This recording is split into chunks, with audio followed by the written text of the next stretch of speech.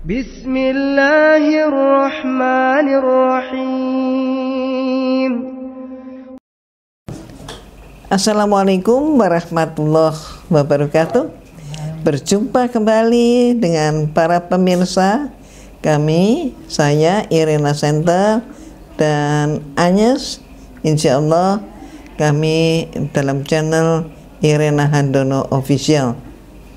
Kali ini kita akan berbincang-bincang dan saya akan menyapa beliau terlebih dahulu, tamu spesial kita. Assalamualaikum. Waalaikumsalam, Umi. Agnes, dulu Agnes namanya siapa? Nama lengkap saya Agnes Penny Rahayu. Agnes Penny Rahayu. Sekarang, dan itu nama di akte, di semuanya official. Omong-omong, Agnes sebagai ibu rumah tangga murni atau bekerja juga? Saya bekerja, Umi. Bekerja? Iya. Di mana? Saya bekerja di developer yang bangun mall sama apartemen di Tangerang. Oh, oke. Businesswoman. Budak korporat kalau istilah anak Gen Z sekarang. Sudah berapa lama bekerja? Saya Januari ini masuk tahun ke-20. Oh, luar biasa. Udah berkeluarga? Sudah, Umi. Suami? Oh, yang itu. Alhamdulillah. Iya. Omong-omong, Agnes Katolik atau Kristen dulu? Katolik, Umi. Suami? Suami Muslim. Suami Muslim. Jadi gimana? Apakah tertarik kepada Islam karena sayangnya pada suami? Jadi sebenarnya prosesnya itu struggle-nya udah agak panjang, Umi. Agak banyak, boleh tahu? Boleh. Jadi kebetulan saya itu lahir dari keluarga yang memang dari kecil tumbuh dari keluarga yang udah beda-beda. Kebetulan mama saya sendiri dulu Muslim, tapi nikah dengan papa yang Katolik. Kalau nggak salah saya umur 7 tahun, mama dibaptis secara Katolik. 7 tahun mama dibaptis. Iya, jadi mama Katolik, otomatis saya dibesarkan dalam keluarga Katolik. Cuman memang di keluarga saya itu kakek nenek dari mama itu Muslim sekali. Kebetulan kakek juga, mungkin kalau istilah sekarang marbotnya masjid ya, kakek itu. Jadi pengurus masjid yang kakek dari, sedangkan kakek yang dari papa Katolik. Saya dibesarkan secara Katolik, jadi untuk Muslim sendiri saya udah nggak asing dari kecil. Walaupun saya ke gereja, tapi juga kadang ikut ke masjid, ikut nenek sholat taraweh. Jadi kadang waktu kecil tuh nenek sholat taraweh saya ditaruh di depannya ngeliatin gitu. Tes. Nenek taraweh berarti bulan apa itu? Nenek taraweh itu bulan Ramadan. Bulan Ramadan. Saya masih kecil, jadi memang udah nggak asing. Nah kebetulan ya saya kecil juga saya aktivis di gereja, aktivis di pemuda Katolik, gitu. Saya aktivis, sangat aktif di gereja. Sama pas kuliah, nah pas kuliah itulah mulai banyak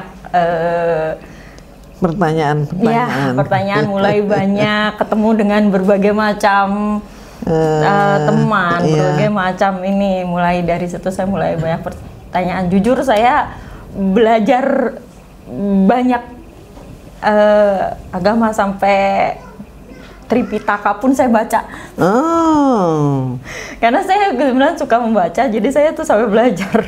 Saya baca ini gitu. Saya belajarin semua, saya muter. Nah, jadi struggle-nya di situ.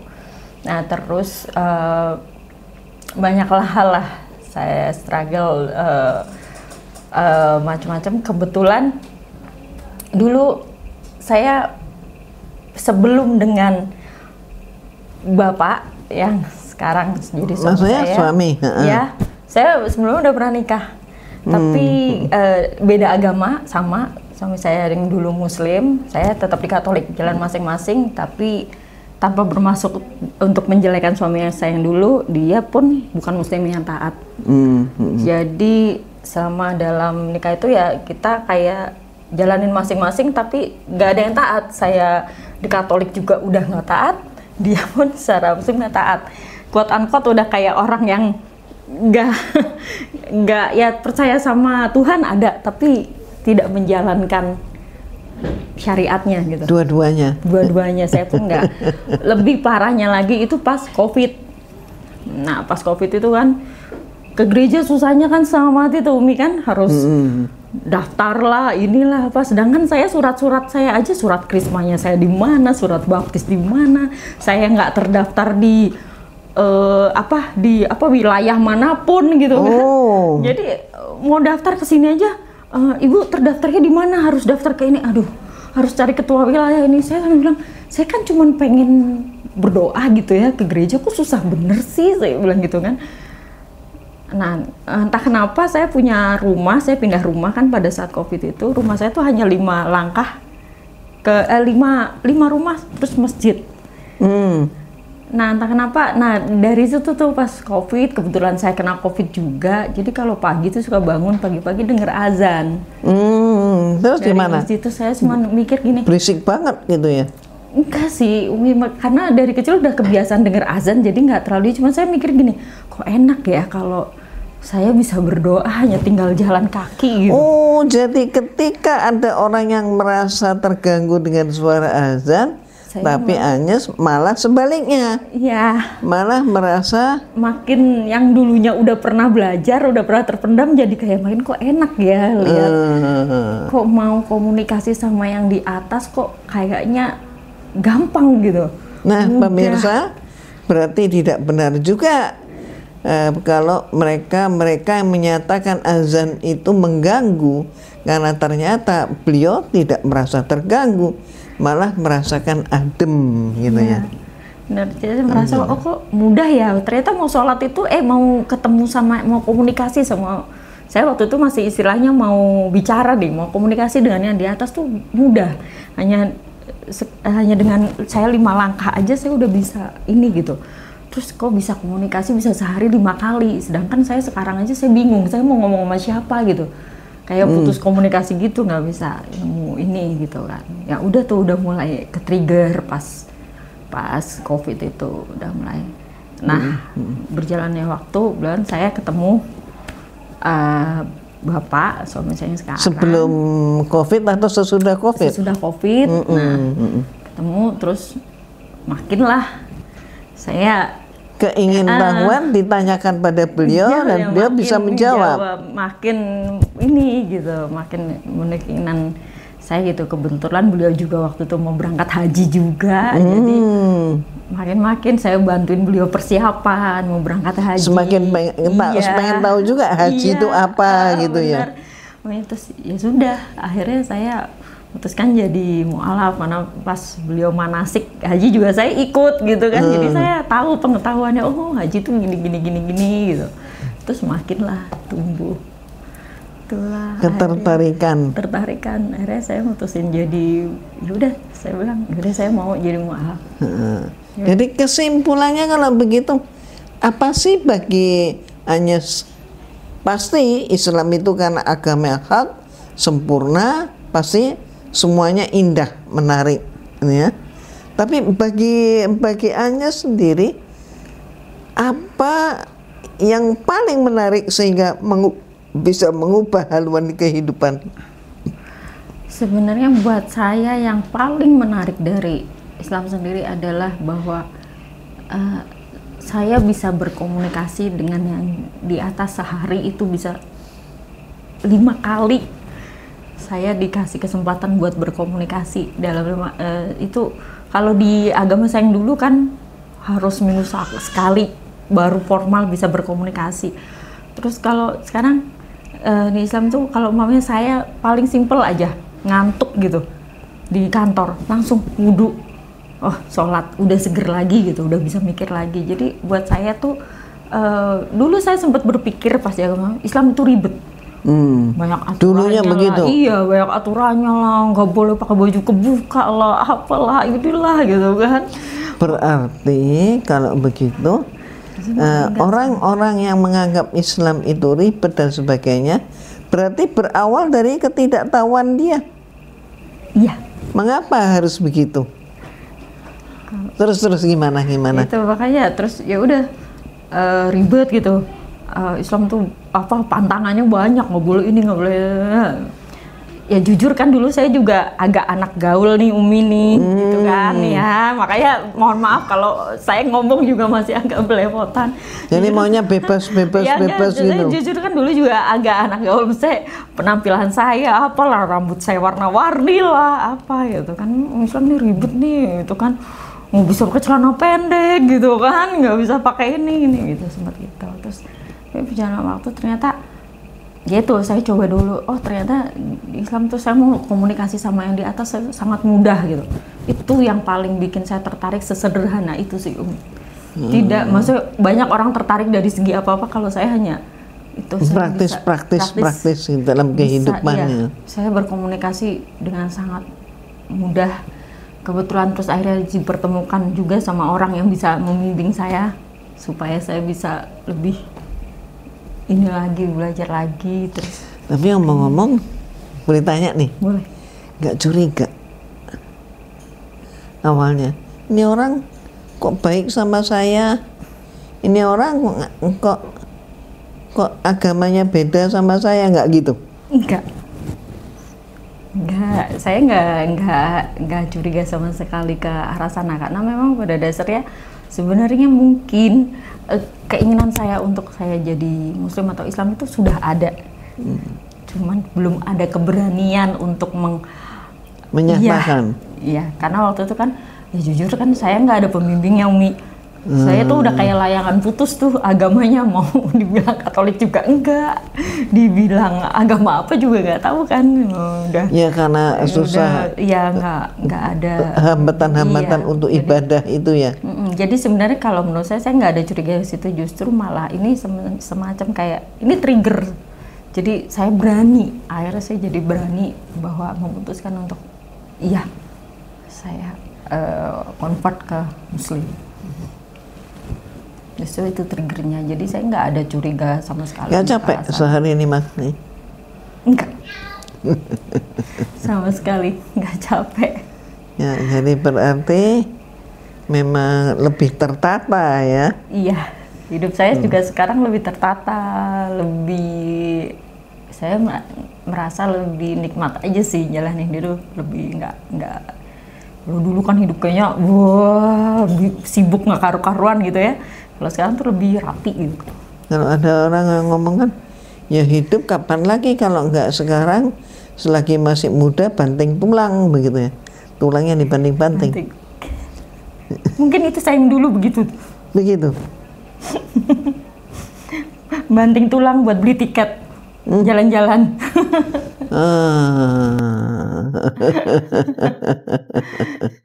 Sekarang enggak sih, sekarang udah lebih tahu. Jadi gimana? Kalau ada orang yang mengatakan, lah kan sama aja, agama kan semuanya sama, itu gimana? Kalau menurut saya sih, dulu saya pernah begitu juga. Menurut saya agama semua sama gitu. Yang penting saya percaya sama yang di atas gitu. Ternyata pada saat saya udah belajar, saya sudah lebih tahu lagi, lebih dalam lagi bahwa enggak sih, menurut saya dalam Islam ini tuh lengkap. Saya dapat lengkap, dapat semuanya yang dimana saya nggak dapat di agama sebelumnya ataupun yang pernah saya pelajarin sedikit-sedikit itu sebelumnya. Bahwa benar-benar Islam itu agama yang benar-benar diturunkan dari Allah, semuanya lengkap di situ. Jadi Islam agama yang diturunkan dari Allah, semuanya. Maka disebut Islam agama yang hak. Nah, kalau begitu bagaimana dengan agama yang selain Islam, dengan yang dulu hanya pernah hidup di sana? Nah, itu dulu di agama yang saya sebelumnya, kebetulan saya orangnya memang agak open mind ya, jadi nggak terlalu fanatik. Pada saat orang nggak boleh, gereja melarang nggak boleh baca Da Vinci Code, Dan Brown dilarang baca ini. Saya nggak, justru saya malah baca gitu. Saya ada apa sih sebenarnya? Nah dari situ saya udah mulai tuh, dari Dan Brown itu saya udah mulai, saya ini Dan Brown ini saya sandingin sama Alkitab, saya browsing. Oh, kok gini ya? Kok ditutupin ya gitu. Nah dari situ malah saya lebih ngulik lagi tuh. Saya cari buku-buku referensi yang lain akhirnya. Nggak cuma si Da Vinci Code ini aja, saya cari buku. Ada lagi yang kisah mengenai Maria Magdalena-nya sendiri. Ada, kan kalau di Dan Brown kan Maria Magdalena hanya sedikit. Nah saya akhirnya sampai dapat ketemu buku yang benar-benar nyeritain ini si Maria Magdalena sendiri. Ada beberapa buku yang lain lagi gitu kan. Dari situ saya udah termasuk perjamuan makan malam. Iya. Nah ini udah mulai, oh ternyata kok banyak yang nggak sinkron gitu. Banyak yang loh sebenarnya ada. Kok kenapa harus dihilangkan? Kok nggak sinkron gitu kan? Banyak yang nggak sinkronnya itu selama ini cuma jadi tanda tanya saya aja kan, why gitu kan. Nah, sekarang terjawab semua. Sekarang udah makin terjawab nih semenjak saya jadi mualaf, terus itulah ikut di tempat Umi di Irena Center yang tadinya suami saya sempat cerita ke Umi, tadi itu saya nolak, saya dikasih kan nih ikut ini, nggak mau, apaan sih nih, bilang ini kan yang jelek-jelekin agama yang dulu kan. Terus suami saya bilang itu bukan jelek-jelekin, itu faktanya emang begitu. Akhirnya saya sedikit-dikit tuh udah mulai diajarin kristologi sama suami saya, nih coba baca ini. Oh gitu ya, oh gitu, ya udah deh. Akhirnya saya daftar. Nah setelah daftar di yang santri mualaf itu, akhirnya makin ini lagi, bahwa oh ini pertanyaan saya yang dulu nih pas saya bahasa Da Vinci Code terjawab semua gitu.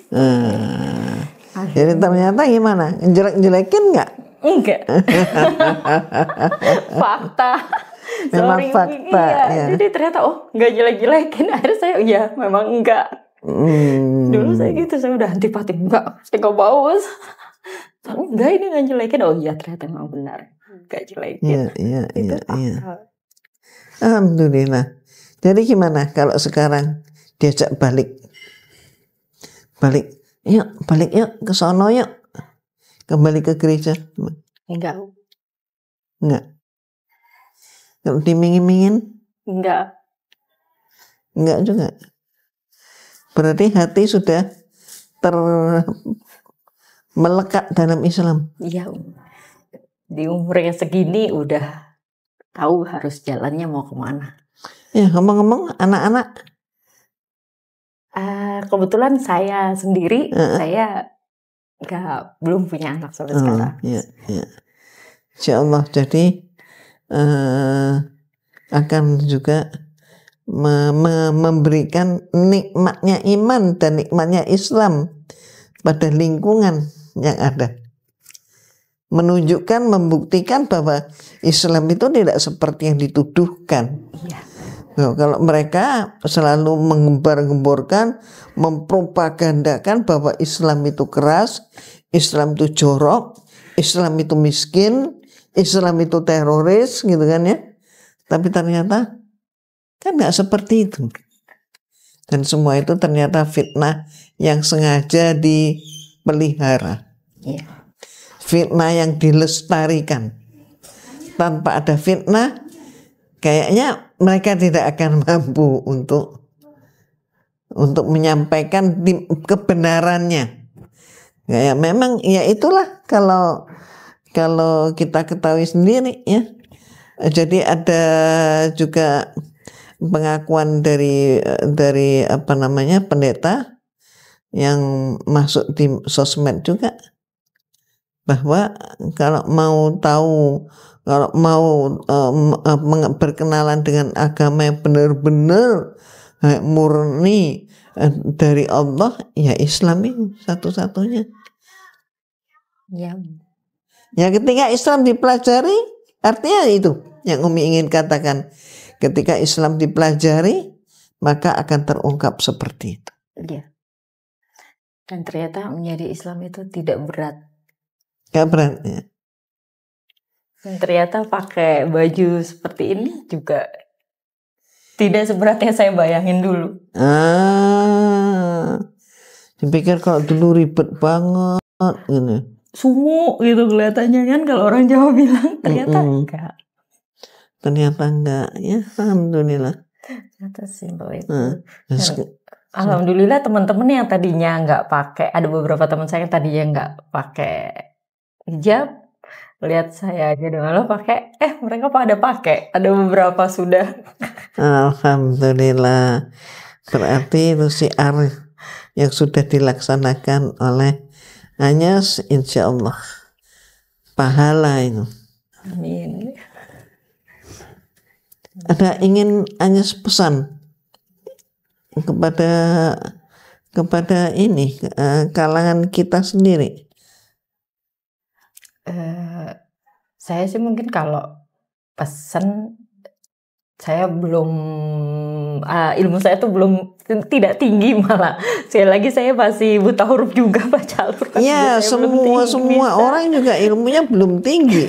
Justru kita sedang menuju dan berjuang untuk menjadi yang tinggi itu. Saya sih cuman mau ini aja, bahwa ternyata di dalam Islam itu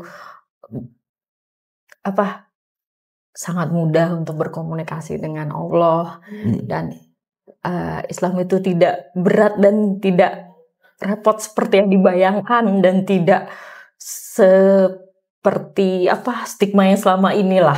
Ya. Dan Islam itu bukan agama doktrin ya. Islam nggak pernah memaksakan. Ya. La ikraha fiddin, ya. Tidak ada paksaan dalam Islam. Dan umat Islam juga lakum dinukum waliyatin. Kamu mau menjadi Islam, alhamdulillah. Kamu nggak mau jadi Islam, ya nggak apa-apa. Silahkan agamamu dengan kamu dengan agamamu, aku dengan agamaku, dengan keyakinan masing-masing. Kita tidak memaksakan orang. Alhamdulillah. Nah, pemirsa yang dirahmati oleh Allah, alhamdulillah inilah perbincangan kita, dan mudah-mudahan ada guna serta juga ada manfaatnya. Mudah-mudahan kita semua semakin tunduk patuh kepada Allah dan menikmati bahagia dunia dan akhirat. Insyaallah sampai jumpa kembali. Wassalamualaikum warahmatullahi wabarakatuh.